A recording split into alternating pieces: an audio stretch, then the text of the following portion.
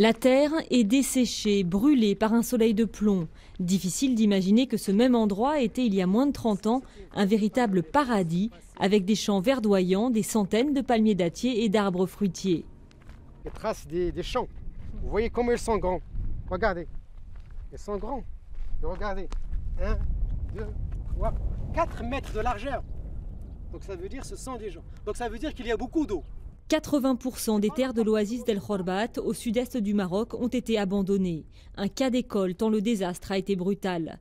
Auparavant, l'ensemble de la population se partageait l'eau d'une même source, mais modernisation oblige, les agriculteurs ont peu à peu opté pour des puits individuels équipés de pompes à moteur. Des milliers de forages ont ainsi été creusés et en quelques années à peine, la nappe phréatique s'est vidée.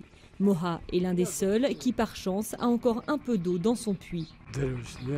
L'eau a beaucoup baissé et seul Dieu sait pourquoi.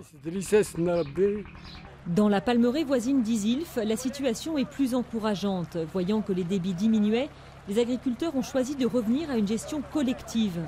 Ils ont creusé un puits géré par une coopérative qui regroupe 116 personnes. Si on n'avait pas créé la coopérative pour l'eau, alors tout ce que vous voyez autour de vous n'existerait plus. Il n'y aurait plus rien, tout serait mort, séché, et beaucoup d'habitants auraient émigré du village. Pour aider à recharger la nappe phréatique de la région, l'État construit un barrage qui devrait bientôt fonctionner. Mais l'avenir n'est pas pour autant garanti. L'agriculture se développe désormais dans des zones jusqu'ici inoccupées, en amont des anciennes palmeraies, où de nouveaux puits sont creusés. Ça paraît que c'est comme si c'est des petites taches, mais c'est les petites taches qui vont s'agrandir au fur et à mesure du temps. Et ça va multiplier partout.